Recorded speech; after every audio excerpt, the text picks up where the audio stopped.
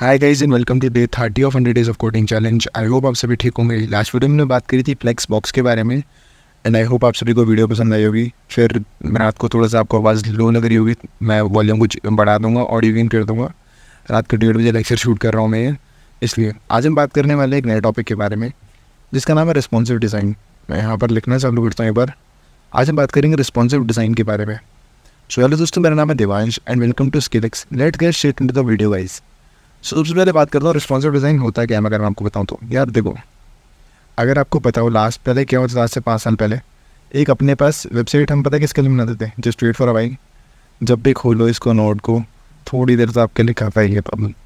ठीक हो गया। देखो पहले हम वेबसाइट क्यों बनाते थे, हम वेबसाइट बनाते थे सिर्फ लैपटॉप के लिए या फ़ोन के लिए। हम इन्हीं के लिए पहले वेबसाइट बनाते आज से 5-7 साल पहले, क्योंकि तो हमारे पास ये फ़ोन का इतना एक्सेस नहीं था, टैब नहीं था या स्मार्ट वॉच नहीं थी, ऐसे कोई टीवी जैसी चीज़ नहीं होती थी हमारे पास जिसमें हम अपनी वेबसाइट को चला सकते हैं। बट अभी हमारे पास इतने सारे स्क्रीन डिवाइसेस आ गए हैं कि साला फ़ोन भी मेरे पास 50 साइज़ से आते हैं कि भाई छोटे से छोटा बड़े से बड़ा। Either I can take an example of an iPhone with example of an Xiaomi phone. बहुत अलग अलग फ़ोन आते हैं, तो यार इनके लिए एक ज़रूरत पड़ती है किस चीज़ की, रिस्पॉन्सिव डिज़ाइन की। लेट्स सपोज मैं क्या कर रहा हूँ कि मैंने एक कंपनी खोली है। मैंने कंपनी जैसे मैं इसी की बनाता हूँ, skillex.com की मैं एक वेबसाइट बनाता हूँ। तो मैं क्या करूँगा skillex.com की वेबसाइट बनाने के लिए गाइस, मैं चाहूँगा कि भाई मेरी वेबसाइट फ़ोन में भी दिखे, मेरी वेबसाइट लैपटॉप में भी दिखे, मेरी वेबसाइट एक मोबाइल एक टैब में भी दिखे। तो बेसिकली मैं चाहूँगा रिस्पॉन्सिव रहे। रिस्पॉन्सिव क्या बोलता है, रिस्पॉन्सिव वर्ड का मतलब क्या है? तो बेसिकली रिस्पॉन्सिव का मतलब होता है कि भाई अगर मैं आपको कुछ इनपुट दे रहा हूँ, आप मुझे उसका रिस्पॉन्स दे रहे हो, तो that is not responsive website. Output दे रहे हो, तो मैं लेट सपोज एक फ़ोन के लिए वेबसाइट बनाता हूँ, मुझे फ़ोन का आउटपुट दे हमारी वेबसाइट। लैपटॉप के लिए बनाता हूँ तो मुझे लैपटॉप का आउटपुट दे हमारी वेबसाइट। एंड अगर मैं टैब के लिए बनाता हूँ तो मुझे टैब का एक्सेस दें मेरी वेबसाइट। तो इसके लिए मैं क्या करूँगा, इसके लिए आज हम बात करने वाले रिस्पॉन्सिव डिज़ाइन बनाते कैसे वेबसाइट को। तो देखो मैंने आपको बताया था हम हर रोज़ कोड लिख रहे हैं, व्यू पोर्ट क्या होता है। नहीं पता तो पुरानी वीडियोज़ को देखना, वहाँ हमने बात करी थी व्यू पोर्ट के बारे में। सेकंड मैं आपको बताता हूँ कि यार एक चीज़ हमने पढ़ी थी मैक्स हाइट और ये मैक्स विड्थ और मैक्स हाइट, ये क्या होती है इसके बारे में मैं बात करूँगा डिटेल से आगे जाकर। मैं CSS का भी यूज़ कर सकता हूँ। CSS मीडिया क्वेरी होती है एक चीज़ यार, अगर मैं आपको आगे बताऊंगा, आज ही बताऊंगा यार, ज़्यादा दूर कहाँ जा रहे हो। हम कैसे ये सब चीज़ें छेड़ सकते हैं, रिस्पॉन्सिव कैसे बना सकते हैं।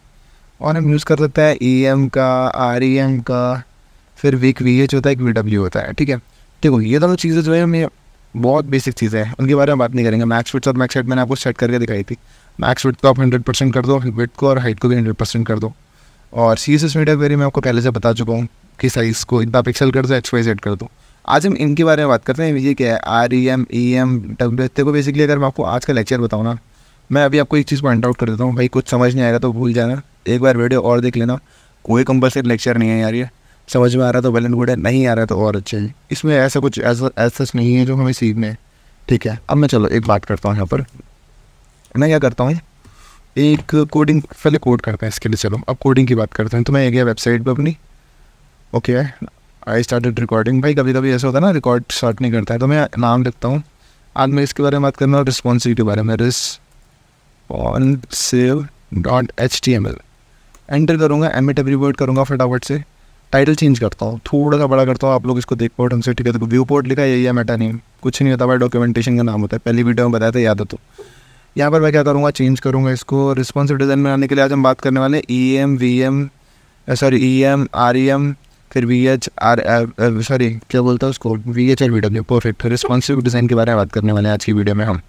फटाफट से बॉडी के अंदर मैं यार एक कोड लिखता हूँ। कोड क्या लिखूँगा, div.container डालता हूँ यार। कोड तो लिखना ही क्या है, ये तो आदत हो गई है, हर जगह div.container लिखना ही पड़ता है साला। div.container के अंदर मैं क्या करूँगा, यहाँ पर 3 चीज़ें बनाता हूँ। तो मैं पहले लेता हूँ, क्या बोलते हैं, h1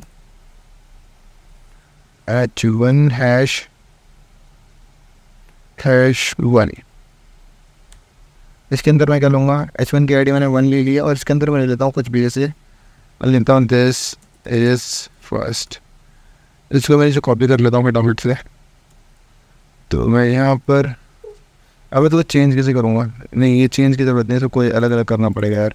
मैं थोड़ी सी मेहनत लगाऊँ बट थोड़ी आसानी करूँ, नहीं इसको सेकंड करना पड़ेगा, सेकंड। तो इसको दिस इज़ 3 करूँगा, और इसको यहाँ पर कर दूँगा थर्ड, THIRD, थर्ड। ठीक है, परफेक्ट। इतना कर लिया तो मैं कंट्रोल एस कर लेता हूँ फटाफट से। डिव 2 बार कैसे आ गया, एक बार फिर जा भाई, control S and go live कर रहा भूल गया मैं, सॉरी। सो बेसिकली मैं गो लाइव करता है इसको, फटाफट से स्टार्ट हो रहा है, हो गया। देखो इतना हम पहले पुरानी वीडियोज़ में कर चुके हैं, थोड़ा ना इसको अच्छा करते हैं यार। मैं आपको कुछ बता रहा हूँ तो मतलब कुछ तो बात होगी। स्टाइलिंग करते हैं इसकी थोड़ी सी, तो मैं यहाँ जाऊँगा स्टाइलिंग वाले पे, तो यहाँ लिखता है स्टाइल। कभी कभी मेरे साथ वो रैंडम से सवाल आते हैं, मैं आपको बताऊंगा किस दिन। एक ना Q&A सेशन करेंगे, हम इसको ख़त्म करते हैं कोर्स को। मेरा मानना है बहुत सारे लोग इस कोर्स से पढ़ रहे हैं जो डेली व्यूअर है, तो एक Q&A सेशन करेंगे कोर्स ख़त्म करने के बाद। अब मैं आपको बहुत सारे सवाल हैं मेरे आपसे, और आपके भी जो मेरे से होंगे वहाँ बताना। तो मैं कंटेनर देता हूँ, यहाँ पर कंटेनर नाम का मैंने क्लास बनाया, इसके अंदर प्रॉपर्टी लिखता हूँ। मैं सोच रहा हूँ क्यों ना मैं एक कंटेनर को फॉन्ट साइज़ दूँ, तो कंटेनर को फॉन्ट साइज़ देता हूँ।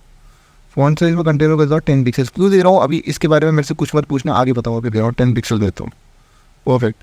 अब मैं क्या करता हूँ, एक एग्जाम्पल लेता हूँ यहाँ पर, सब छोड़ो। ओके, एक काम करता हूँ, इसको पहले अलाइन कर लेता हूँ पहले टेक्स्ट को। तो मैं H1 को जस्ट स्ट्रेट फॉर भाई, H1 मेरा क्या है, H1 is a class no, तो मैं इसको H1 को ऐसे लिख दूँ तो चलेगा। H1 को ऐसे लिख कर ऐसे कर दूँ, एंड मैं यहाँ पर क्या लिख दूँ, टेक्स्ट लाइन सेंटर कर दूँ। बिल्कुल सही बात, सेंटर में हो गया लाइन। ठीक है देवांश भाई, कुछ बात करता हूँ मैं यहाँ पर। अगर मैं लूँ यहाँ पर पहली चीज़ मैं 1 लेता हूँ, एक बार मैं 1 ले लेता हूँ, 1।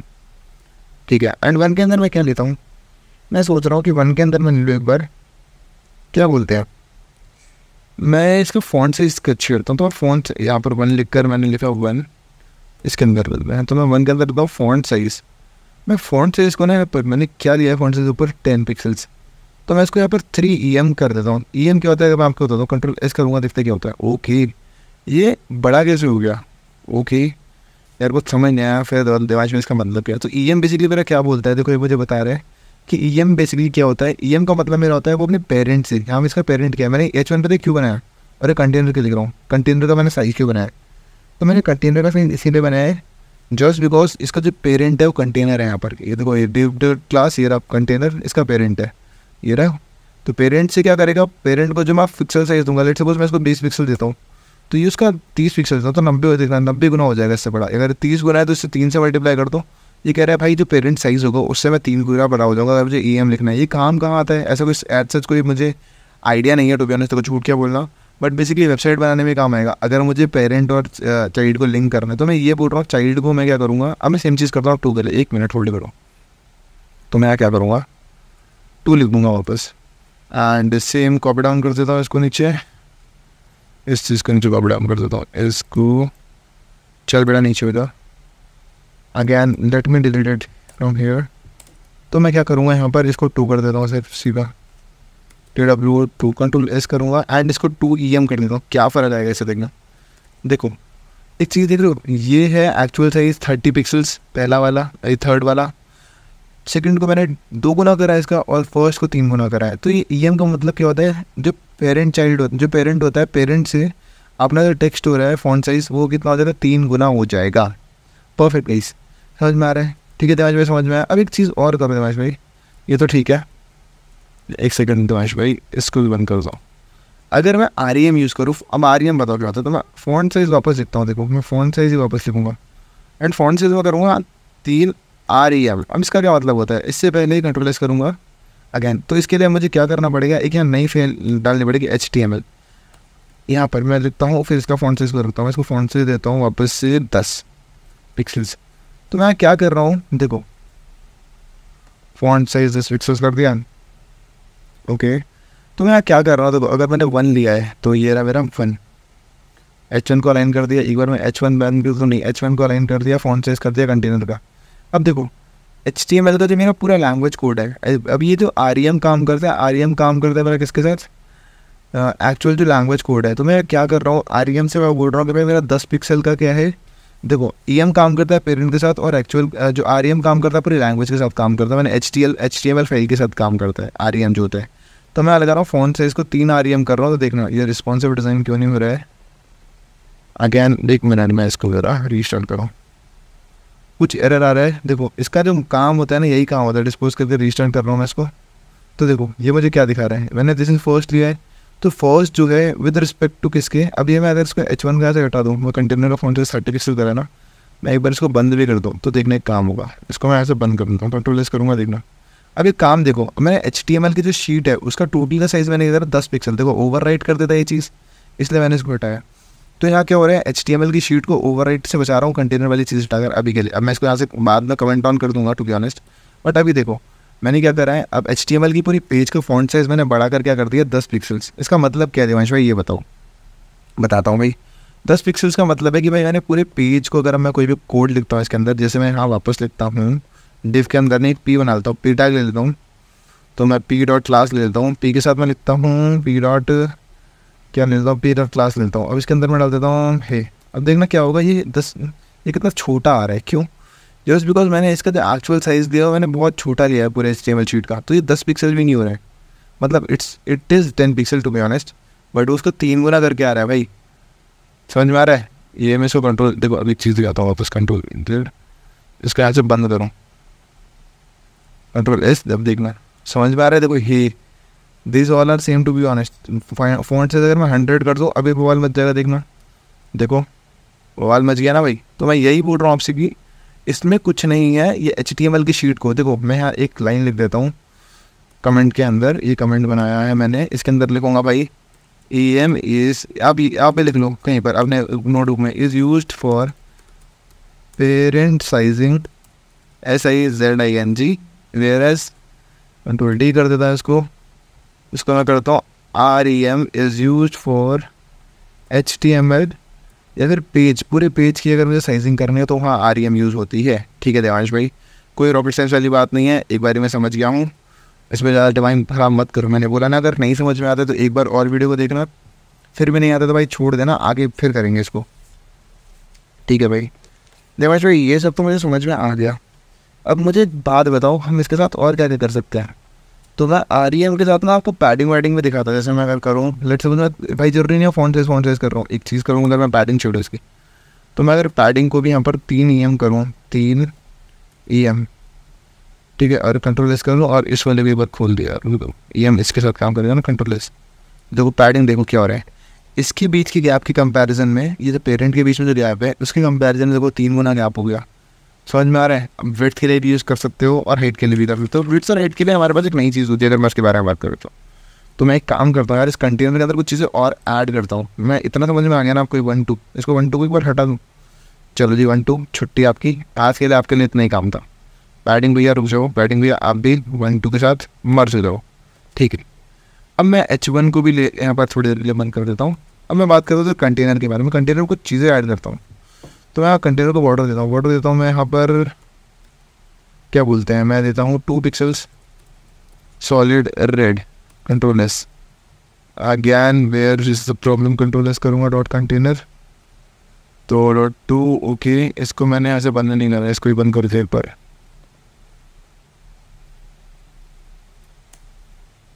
ये मैंने स्टाइल ले लिया, डिव को मैं एक बार हटा दो, डिव को भी यहाँ से हटा दो, कंट्रोल एस करूँगा, तो हेयर इट इज, अभी क्या गलती कर रहे हैं, कुछ तो गलती है, ठीक है 1 2 3 ले लिया है।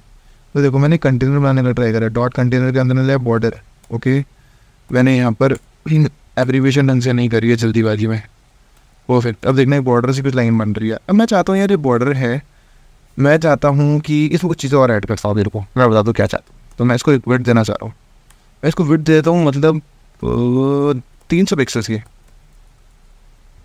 ठीक है। एंड मैं इसको हाइट भी देता हूँ कुछ, height 1 minute, control Z control D कर देता हूँ, एंड हाइट भी देता हूँ 300 पिक्सल्स की, but I want 1 minute control S, इतना छोड़ता हूँ यार, बट आई वांट कि भाई अगर मैं इसी चीज़ को अगर मैं डेस्कटॉप पे करूँ, मतलब मैं इसको लैपटॉप में चेंज करूँ, मैं इसको डेस्कटॉप में चेंज करूँ, अभी ये वेबसाइट जो है रिस्पॉन्सिव नहीं है, लेट मी शो समथिंग।